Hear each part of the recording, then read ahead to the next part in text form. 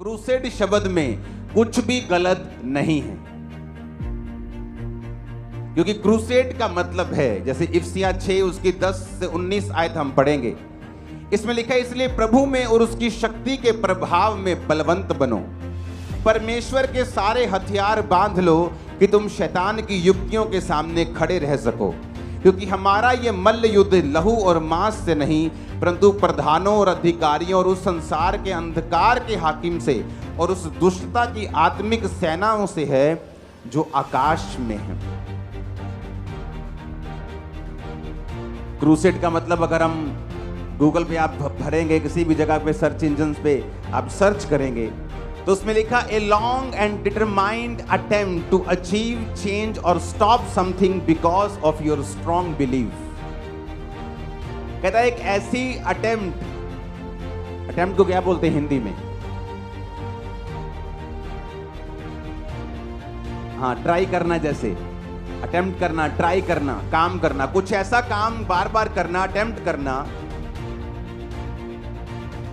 कुछ चीजों को अचीव करने के लिए अपने स्ट्रॉन्ग बिलीफ के कारण, अपने विश्वास के कारण। अब कई बार आप चैनल पे देखते हो, वहां पे लिखा होता है कि इस संडे बैटल होगी भारत और पाकिस्तान के बीच, लड़ाई होगी। क्यों? मैच में, क्रिकेट मैच में। लेकिन क्या होता है वहां पे? The battle between India and Pakistan लिखा होता है कि नहीं लिखा होता? इसका मतलब क्या? तोपगोलों के साथ लड़ाई होने वाली, परमाणु बम्बों के साथ लड़ाई होने वाली नहीं। क्रिकेट में क्या होने वाली है? लड़ाई होने वाली। और अगर कोई अनपढ़ बंदा टीवी देख रहा हो उस समय बोले, कमेंट्री सुन के कि ओ कह रहे जी भारत पाकिस्तान में लड़ाई होने वाली है जी, चलो चलो तैयारियां कर लो, चक लो चक लो चक लो, सारे तलवारें चक लो। अरे बेवकूफ, वो लड़ाई भारत और पाकिस्तान की क्रिकेट में होने वाली है। अब ये समझने की जरूरत है कि जो बाइबल लड़ाई की बात कर रही है वो किससे कर रही है? उसने कहा प्रभु के सारे हथियार बांध लो। इसमें तलवारों की बात नहीं हो रही। कहता क्योंकि हमारा मल्ल युद्ध लहू और मांस से नहीं है। अगर लहू और मांस से युद्ध ही नहीं है तो फिर प्रॉब्लम किस चीज की है? अब इंग्लिश का एक शब्द है क्रूसेड, हिंदी का शब्द है लड़ाई। उसे आप किसी भी तरीके से इस्तेमाल कर सकते हैं। जब किसी का मैच होता है वो भी कहता है युद्ध होने वाला है, the battle between India and Pakistan. तो अगर किसी बंदे ने इसको गलत तरीके से इस शब्द को इस्तेमाल किया है, इसका मतलब ये नहीं है कि फ्यूचर में कोई अच्छा व्यक्ति इस शब्द का इस्तेमाल नहीं कर सकता। हालेलुया। क्रूसेड का मतलब है अपने बिलीव के कारण कुछ अटेम्प्ट करना। क्या अटेम्प्ट करना? कि आत्मिक युद्ध करना। कौन सा आत्मिक युद्ध? बीमारियों के खिलाफ, पाप के खिलाफ, व्यभिचार के खिलाफ, नशों के खिलाफ, अज्ञानता के खिलाफ, अनपढ़ता के खिलाफ, शैतान के खिलाफ, जिनका हेड ऑफिस बाइबल कहती है आसमान में है। और परमेश्वर ने हथियार बताए। कौन से हथियार हैं? कहते हैं इसलिए परमेश्वर के सारे हथियार बांध लो कि तुम बुरे दिनों का सामना कर सको और सब कुछ पूरा करके स्थिर रह सको। अब आगे हथियार लिखे हैं। कहता है सत्य से अपनी कमर को कस लो, धार्मिकता की झिलम पहन लो, पांव में मेल के सुसमाचार की तैयारी के जूते पहन लो, इन सब के साथ विश्वास की ढाल लेकर स्थिर रहो। ये तो हमारे हथियार हैं। अगर ये लड़ाई शारीरिक होती, यीशु मसीह ने शारीरिक लड़ाई करने के लिए कहा होता तो हम लड़ते शारीरिक लड़ाई। किसी का भय, किसी का डर नहीं है। लोग बोलते हैं किसी के बाप का नहीं खाते, कोई प्रॉब्लम नहीं है। पर ये लड़ाई ऐसी थी नहीं और ऐसी है नहीं। बाइबल कहती है इस लड़ाई का जो हमारा हथियार है वो आत्मा की तलवार है, जो खुदा का वचन है। कहता ले लो। कहता सत्य से अपनी कमर को कस के धार्मिकता की झिलम पहननी, जो झिलम हार्ट को फेफड़ों को सुरक्षित रखती थी। कहता वो चिलम लोहे की नहीं पहननी, धार्मिकता की पहननी है। जो जूते पहन के लोग लड़ने के लिए जाते थे, कहता तुम्हारे वो जूते नहीं हैं, तुम्हारे पांव में मेल के सुसमाचार की तैयारी के जूते हैं। जो ढाल लोग लेके जाते थे बचने के लिए, कहता वो लकड़ी की, वो लोहे की ढाल पीतल की नहीं है, कहता वो विश्वास की ढाल है जिसे लेकर तुमको स्थिर रहना। ऊंची आवाज में हालेलुया बोलो एक बार।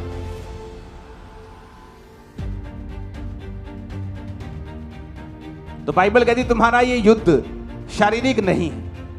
अगर ये बाइबल शारीरिक युद्ध करने को बोलती तो हम करते, किसी का डर भय नहीं। लेकिन बाइबल कहती है, यीशु मसीह ने कहा तुम्हारा ये युद्ध शारीरिक नहीं बल्कि आत्मिक है। एक व्यक्ति जो बार बार डाइवोर्स का सामना करता है, एक औरत जो बार बार डाइवोर्स का सामना करती है, बावजूद इसके कि वो सुंदर है, बावजूद इसके कि पढ़ी लिखी है, क्योंकि उसके परिवार में ये कर्ज फॉलो कर रहा है। हमारी लड़ाई उस कर्ज से है जो आत्मिक है, जो दिखता नहीं। उस गरीबी के श्राप से है कि आप जितने मर्जी इंटेलिजेंट हो, फिर भी वो आपके परिवार को छोड़ के नहीं जाता। जब तक आप उसके खिलाफ युद्ध की घोषणा नहीं करते, जब तक आप तौबा नहीं करते, अंगीकार करने के लिए परमेश्वर के वचनों को मानते नहीं, जब तक आप परमेश्वर में सही नहीं चलते, तब तक आप वो युद्ध नहीं जीतते। इसलिए बाइबल में लिखा है तुम्हारा युद्ध मांस और लहू के साथ नहीं है।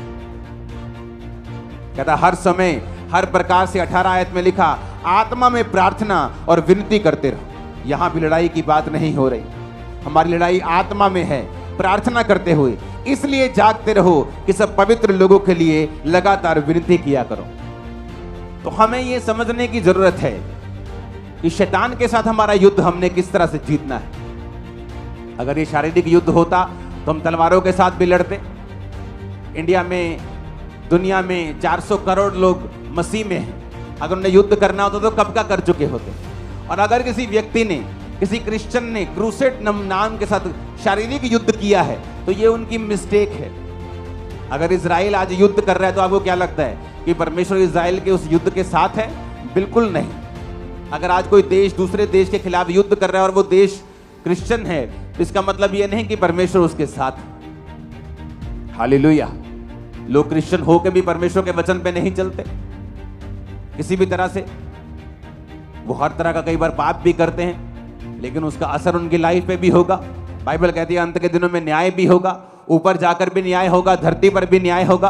तो ये तो बात पक्की है। यूहन्ना 11 उसकी 1 से 5 आयत में लिखा है, लिखा मरियम और उसकी बहन मार्था के गांव बैतनिया का लाजर नामक एक मनुष्य बहुत बीमार था। वहां ये वही मरियम थी जिसने प्रभु पर इत्र डालकर उसके पांव को अपने बालों से पोंछा था।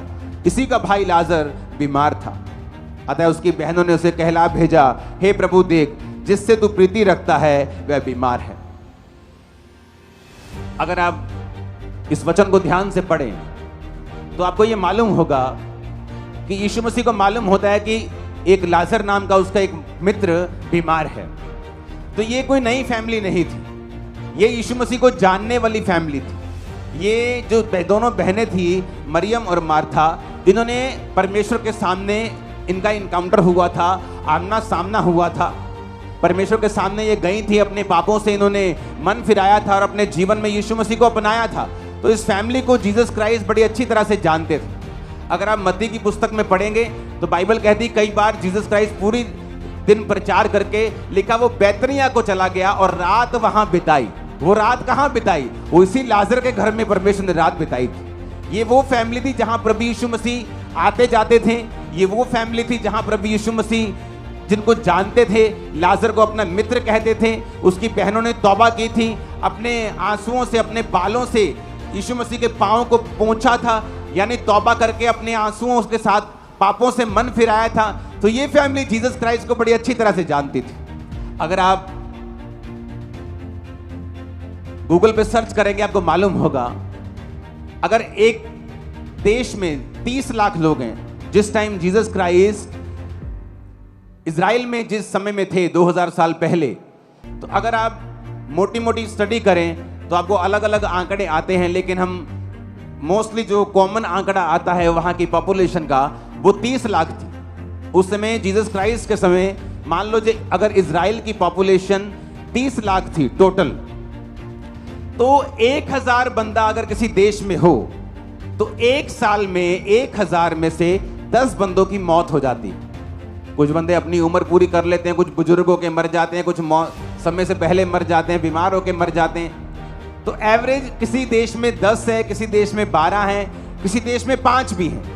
अगर मान लो हम 5 सबसे कम एवरेज इजराइल के लिए लगाएं कि 1000 में से 5 लोग जो हैं वो मर जाते हैं, तो 30 लाख की अगर आप एवरेज निकाल लें तो आपको 15,000 मनुष्य होंगे जो हर साल इजराइल में मरते थे। कितने हजार? 15,000। तो लेकिन बाइबल कहती है कि जब यीशु मसीह ने, अगर आप मुर्दों को जिंदा, कितने मुर्दों को जिंदा किया? उसने नाइन नामक एक जगह पे एक विधवा के बेटे को चंगा किया, उसने लाजर को जो 4 दिन से मुर्दा था उसको जिंदा किया। लेकिन उस देश में जो हर साल लोग मरते थे वो 15,000 थे। क्या परमेश्वर यीशु मसीह ने 15,000 को चंगा किया? क्या यीशु मसीह ने 15,000 को जिंदा कर दिया? नहीं किया। क्या यीशु मसीह में ताकत नहीं थी कि वो 15,000 को जिंदा कर देते? पूरी ताकत थी। लेकिन वचन ये कहता है कि जो परिवार तौबा कर चुका था, जीसस क्राइस्ट ने उस परिवार में जाके मुर्दे को जिंदा किया। जब कभी आपके परिवार में एक जन तौबा करता है, चाहे वो आप हो, चाहे आपकी माताजी हो, आपके पिताजी हो, आपके परिवार का कोई भी मेंबर हो, आपके परिवार में जब तौबा की जाती है और आप जीसस क्राइस्ट को एक्सेप्ट करते हैं, तो आप ये बात याद रख लें कि आने वाले समय में एक बड़ी मौत आपके घर से जाने वाली है और एक बड़ी जिंदगी आपके घराने में प्रवेश करने वाली है। उस इलाके में जो हर साल 15,000 लोग मरते थे एवरेज, लेकिन बाइबल कहती है जीसस क्राइस्ट ने लाजर को जिंदा किया। क्यों? क्योंकि लाजर का परिवार जो था वो परमेश्वर में डेडिकेट हो चुका था, परमेश्वर में मन फिरा चुका था, परमेश्वर के अधीन आ चुका था और अपने पापों की तौबा कर चुका था। मैं आपको फिर बताता हूं, आपकी लाइफ के बिगेस्ट चमत्कार की शुरुआत उस दिन हो जाती है जिस दिन आप तौबा कर लेते हैं। शैतान आपको मालूम क्यों तौबा से इतनी नफरत करता है, क्यों वो पापों से मन फिराने की इतनी नफरत करता है। अब यहां पे जब मरियम यीशु मसीह के पांवों को पोंछ रही होगी, जब वो मार्था और मरियम तौबा कर रही होंगी, उन्हें नहीं मालूम होगा उस समय कि आने वाले समय में एक बड़ा मिरेकल मेरे परिवार में होगा, आने वाले समय में एक बड़ा चमत्कार हमारे घर में हमारे भाई के साथ ही हो जाएगा, या परमेश्वर हमारे आंसुओं को पोंछ देगा। उन्हें नहीं मालूम होगा। उन्होंने सिर्फ वचन को सुना, देखा जीसस क्राइस्ट को लंगड़े चलाते हुए, जीसस क्राइस्ट को अंधों को आंखें देते हुए, मुर्दों को जिलाते हुए, और तौबा कर ली। इसलिए मैं कह रहा हूं, अगर आपने तौबा कर ली है और आप जीसस में चल रहे हैं, एक बड़ा हाथ खुदा का देखने के लिए तैयार हो जाओ। एक बड़ा हाथ तुम्हारे घरों के अंदर, एक बड़ा हाथ तुम्हारे फाइनेंस के ऊपर, एक बड़ा हाथ तुम्हारी मिनिस्ट्री, तुम्हारी लाइफ के ऊपर, बच्चों के ऊपर, एक बड़ा हाथ यीशु मसीह के नाम में तुम्हारी जिंदगी के ऊपर देखने के लिए तैयार हो जाओ। तुम्हें आज महसूस नहीं होगा जिस तरह मुझे 2004 में महसूस नहीं हुआ था, जिस दिन मैंने तौबा की थी कि आने वाले समय में ऐसी ग्लोरियस लाइफ परमेश्वर मुझे देगा। लेकिन वो तौबा की और आज मैं उस तौबा को जानता हूं कि उस तौबा के कारण परमेश्वर ने कैसी जिंदगी मुझे दी है। आज जो तौबा कर रहे हैं और तौबा कर चुके हैं, यीशु मसीह के नाम में उसका हाथ आपकी जिंदगी के ऊपर आ रहा है। यीशु मसीह के नाम में उसका हाथ आपके परिवारों के ऊपर आ रहा है। यीशु मसीह के नाम में उसका हाथ आपके फाइनेंस के ऊपर आ रहा है।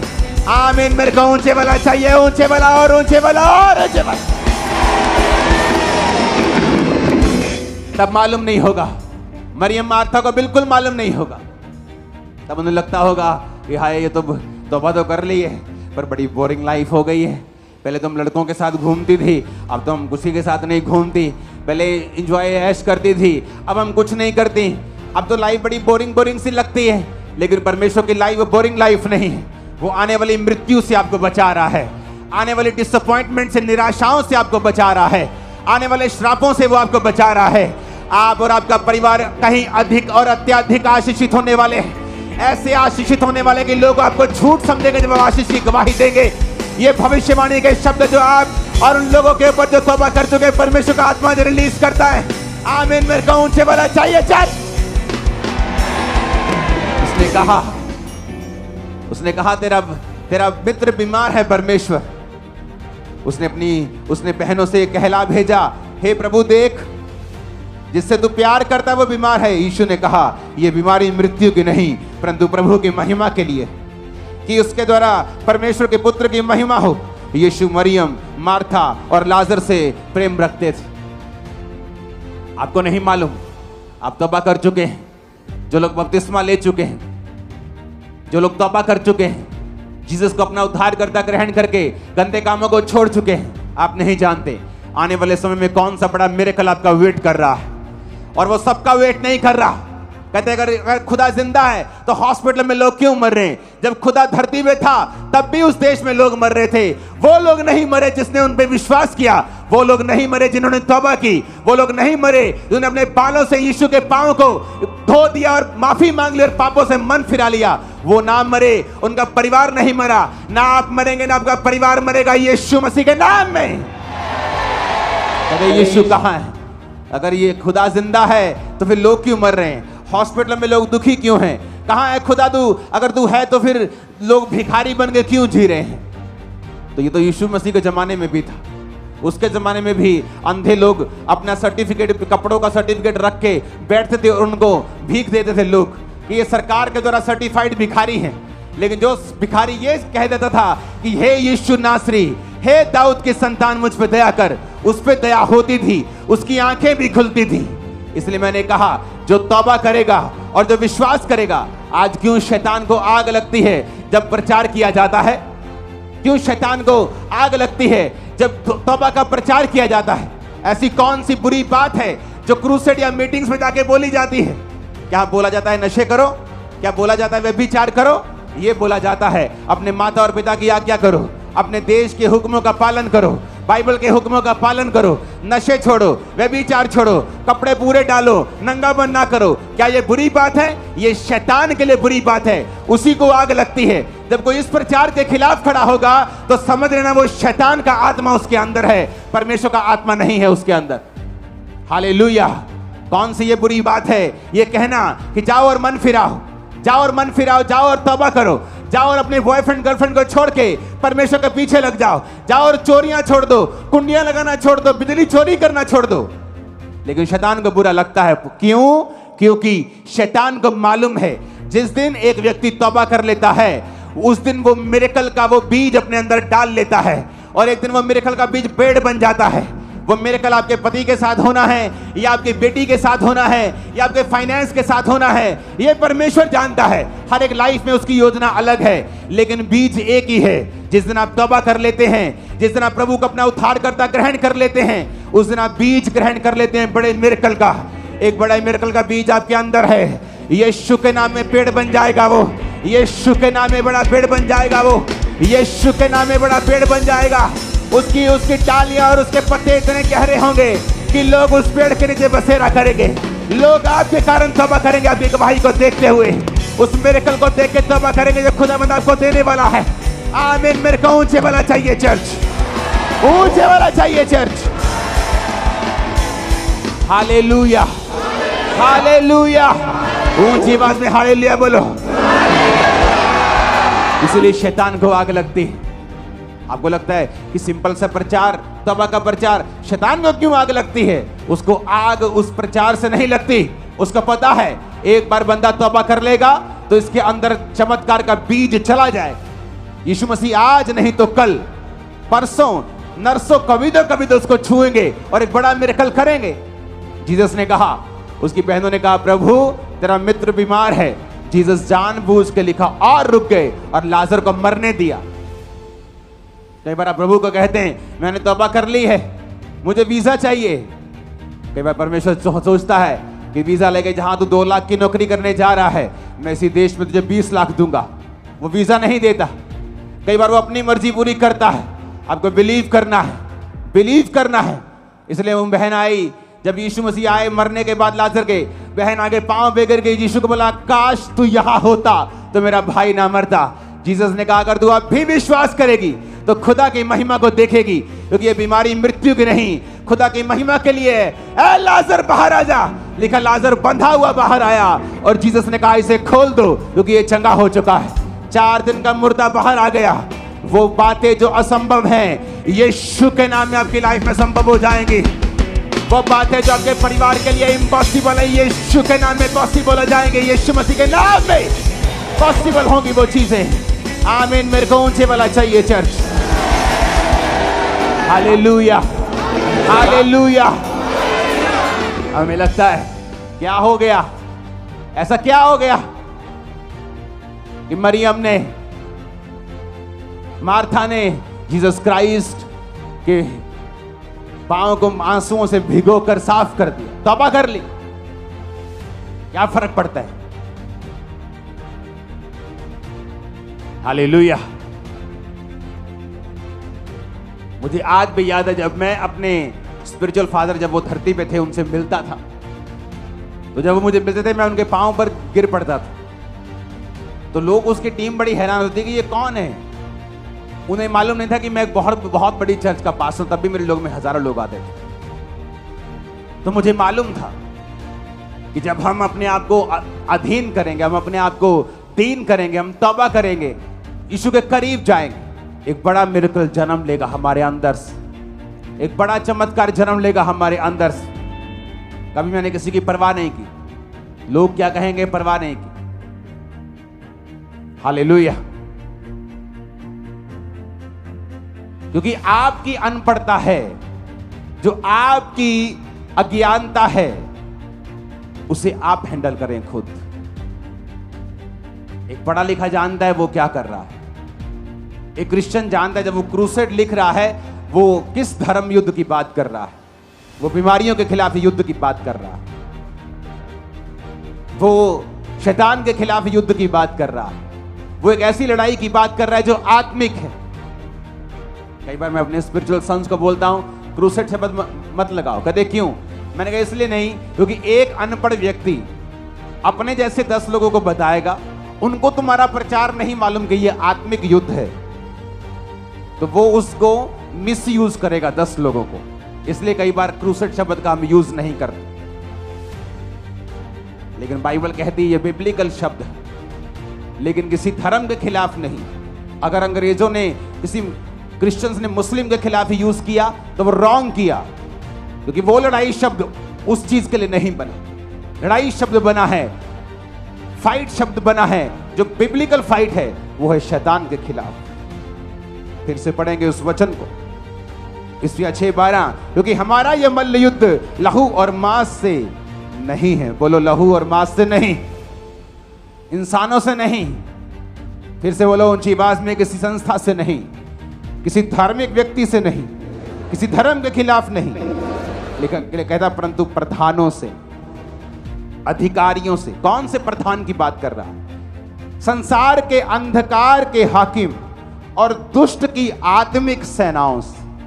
कहता आत्मिक सेना जो आकाश में है। हमारा युद्ध उनके साथ, इन लोगों के साथ नहीं। ये लोग आप में अविश्वास नहीं भर सकते। शैतान है जो आपके अंदर नेगेटिव विचारों के साथ आता है। ये लोग व्यभिचार नहीं भर सकते। शैतान है जो आपके अंदर डाउट डालकर व्यभिचार को डालने की कोशिश करता है। तो हमारा युद्ध किसी इंसान के साथ नहीं, उस शैतान के साथ है जो आपके विश्वास के खिलाफ काम करता है, जो वचन के खिलाफ काम करता है। अपने पड़ोसी को बोलो तौबा कर। फिर से बोलो अपने पड़ोसी को। बाइबल कहती है यीशु मसीह ने जब प्रीच करना शुरू किया तो क्या कहा? उसने कहा मन फिराओ, क्योंकि परमेश्वर का राज्य निकट है। जब दुनिया राज की बात करती है, वो सोचती है हमारा एक राजा होगा या हमारा एक प्रधानमंत्री होगा। लेकिन जब जीसस राज की बात करते तो यीशु ने कहा मन फिराओ क्योंकि परमेश्वर का राज्य निकट है, और जाओ लंगड़ों को चलाओ, अंधों को आंखें दो, कोड़ियों को शुद्ध करो, मुर्दों को जिलाओ। ये यीशु का राज है। इस पृथ्वी का राज यीशु का राज बनाकर यीशु को छोटा ना करें। वो छोटा परमेश्वर नहीं, बहुत बड़ों का बड़ा खुदा है वो छोटा नहीं। बाइबल कहती है जब जीसस क्राइस्ट ने 5000 बंदों को, यानी 20,000 औरतें, पुरुष और बच्चे मिला के जब उनको खाना खिलाया तो रिस्पांस पता क्या था?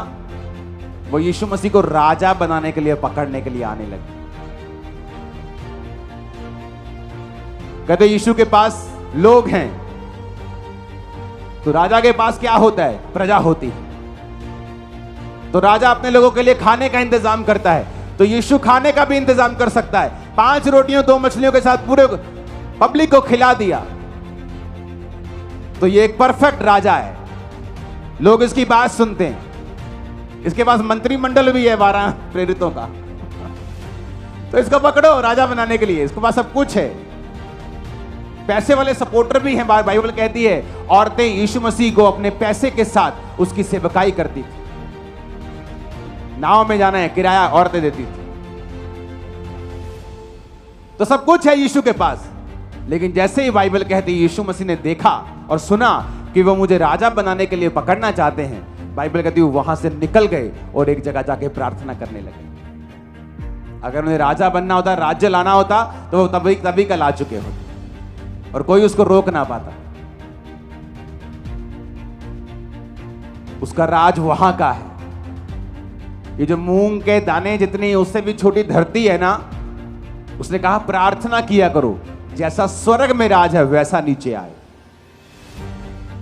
कि बीमारियां ना हो, दुख ना हो, तकलीफ ना हो, मौत ना हो, रोना ना हो, आंसू ना हो। जो स्वर्ग में है, बाइबल कहती जहां रोना नहीं है, तकलीफ नहीं है, आंसू नहीं है, अंधेरा नहीं है, बीमारियां नहीं है, छोटा जीवन नहीं है, अनंत जीवन तक तुम जियो। एक बार मैंने प्रीच किया, मैंने कहा सब शराबी, सब पापी, बलात्कारी सब स्वर्ग जाएंगे।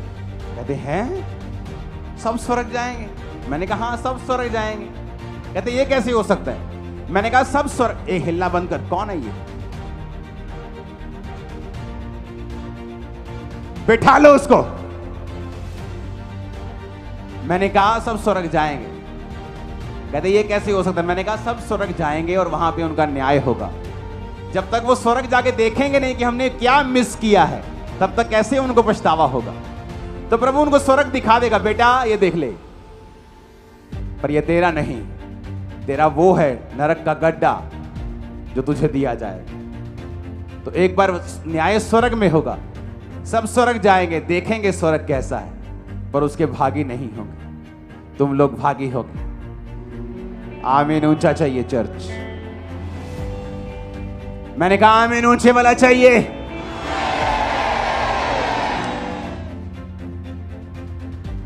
एक बार एक सिस्टर बहुत निराश थी क्योंकि उसका वीजा नहीं लग रहा था। तो मैंने उससे कहा कि तुम क्रिश्चियन हो? कहती हाँ।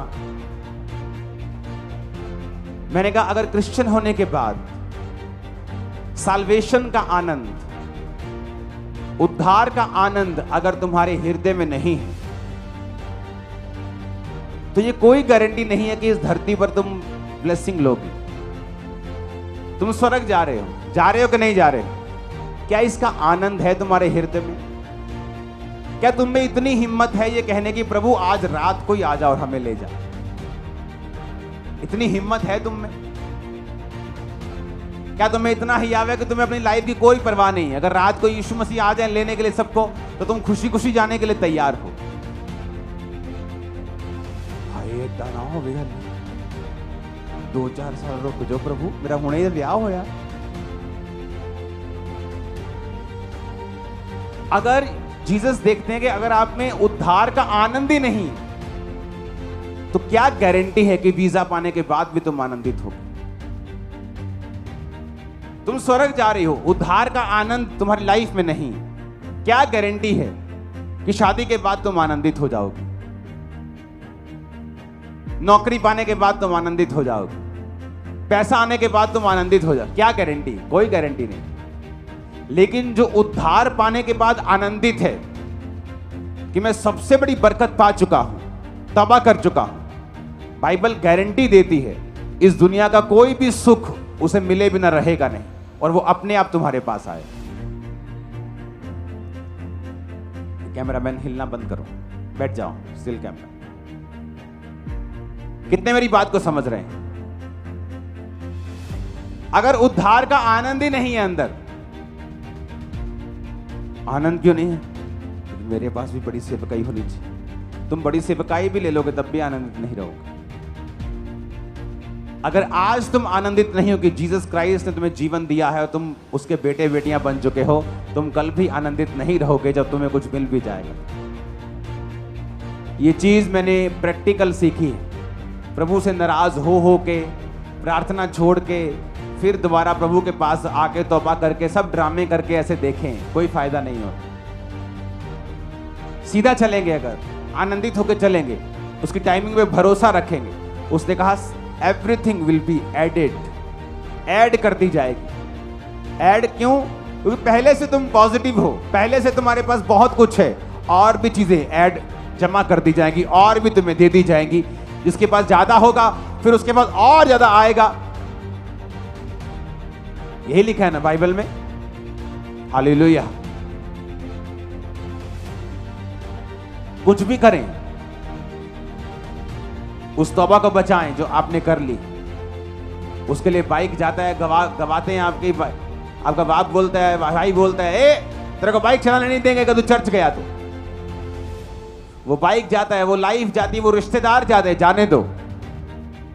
क्योंकि जो आएगा सबको रिप्लेस कर देगा और बड़ा होगा। मुंह खुल भी जाएंगे, मुंह बंद भी हो जाएंगे। खुल जाएंगे शौक में और बंद हो जाएंगे वो भी शौक में। ये क्या हो रहा है इनकी लाइफ में। हालेलुया।